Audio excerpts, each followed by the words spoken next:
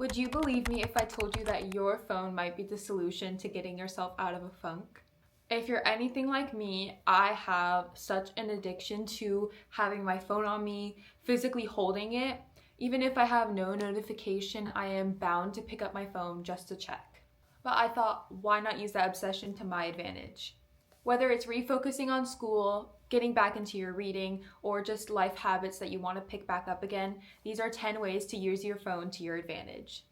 While we're talking, I made myself some tea and you should too. The first tip I have is to set timers.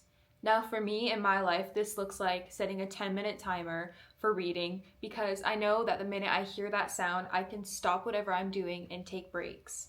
As someone with ADHD, breaking up my work and taking a lot of breaks is essential to not burning out. So I feel like that physical and sound reminder of that timer really takes me out of overthinking things.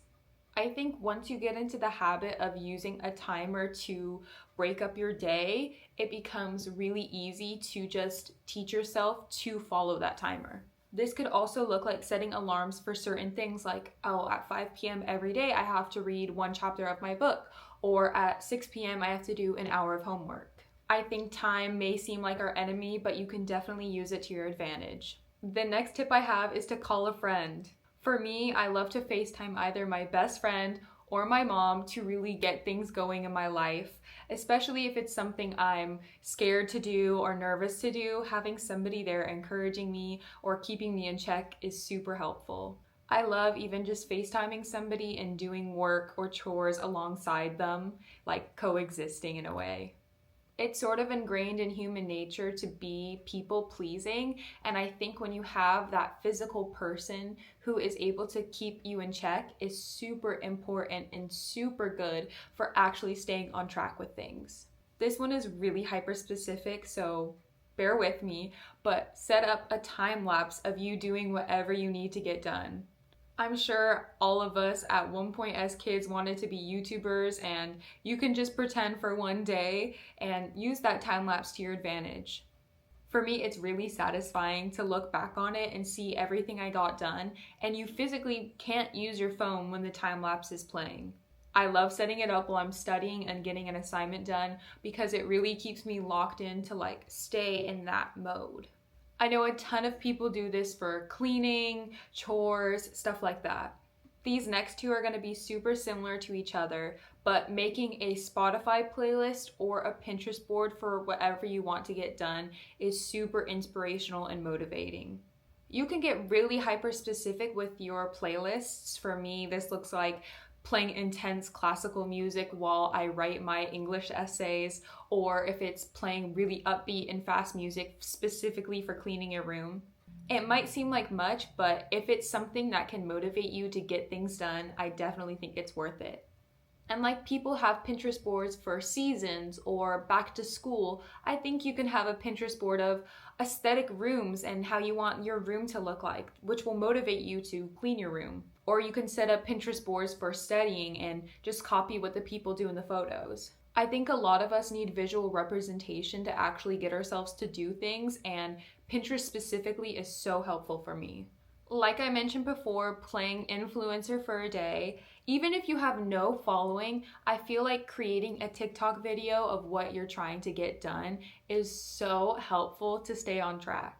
When I know that I'm recording myself and filming myself doing something for a specific reason, I feel like I really can't give up on what I'm doing.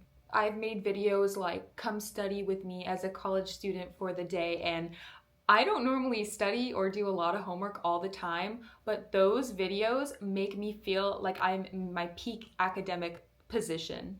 I think it's kind of like playing a role as this higher self version of you. And honestly, I think if you put yourself in that position, you're gonna over time become that version of yourself that you wanna be so much. I think definitely for me, having ADHD, I have this stereotypical mindset that I will never be the perfect student. But honestly, being an academic weapon comes in all shapes and forms. When I'm able to film a video of myself doing my schoolwork, I feel like that academia girl I've always wanted to be. Next is to watch YouTube videos on whatever you need to get done. When I was little, I used to watch those 2010 YouTubers making videos of them cleaning their rooms, and oh my god, was I obsessed. One random day in my life, I just became sort of a neat freak, and I think those YouTube videos definitely changed my mindset. But even with things as serious as mental health issues, for me, watching videos of somebody working through their ADHD problems was so helpful to think of my own in a different light. I thought having ADHD was a weakness, but honestly, I think it's my superpower. I can think a lot faster than a lot of other people, and I'm never bored. I think the one good thing about the internet is there's always something out there of whatever you're thinking of. In a different way, this can also look like, say you're a reader and you want to be able to get an hour done of reading. There's so many videos on the internet of people sitting and reading for a specific time. And there's also videos of an hour of classical music or an hour of lo-fi music. And honestly, I feel like it catapults me into that world and puts me in that mindset of productivity. YouTube is 100% your friend in that way of keeping you accountable and keeping you motivated and disciplined. Another really hyper-specific thing, but creating inspiration for an Instagram story or even like a photo dump can totally motivate you to do the things you want. I feel like I see all the time people posting pictures of them finishing a workout or having a study date at a cafe. And especially having those small goals that motivate you to create a habit, it'll totally reframe the way that you look at things.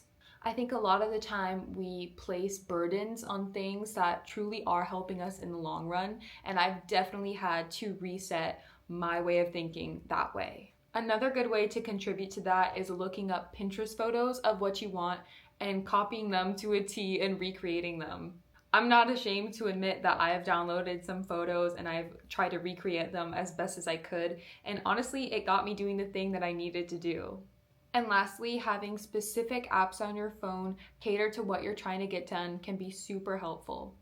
Whether that's habit trackers or a mobile planner, things that you can put your habits into action.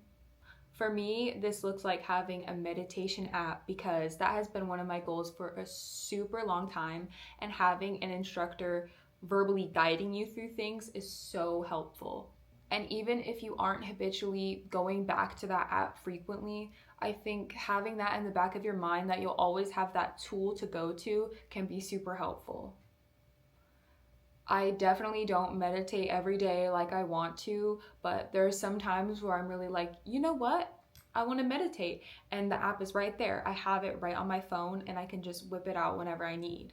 I know a lot of people also do like feeding a bird or taking care of a bird as their habit tracker, and I think apps like that are so fun, but I definitely forget about them all the time. But I'm sure if you're the type of person who can keep up with that, you'll really love it. From my personal experience, you might be able to tell I am a major, huge reader, but in the last couple years, reading has been a huge challenge for me because I can't sit still and I can't focus. I felt really guilty for not being able to do the thing I wanted to do so bad, and I think that made my problem even worse. I think if you're able to switch your mindset into a more positive route and give yourself grace, you can definitely do a lot of the things that you've been wanting to do. And for me, every book isn't read in one sitting like I used to be able to do in the past, but maybe once a month I'm able to do that. And when I feel like I'm in a rut, I know that I can turn to these tips to really help me out. And life, there are ebbs and flows, and giving yourself grace is essential because even though you might not have the discipline that you want, showing up for yourself and having the goal in the first place is the perfect starting point. And who knows, maybe I'll get back to my habits of being able to read every book in one sitting. Let me know if you have any secret tricks to keep yourself motivated.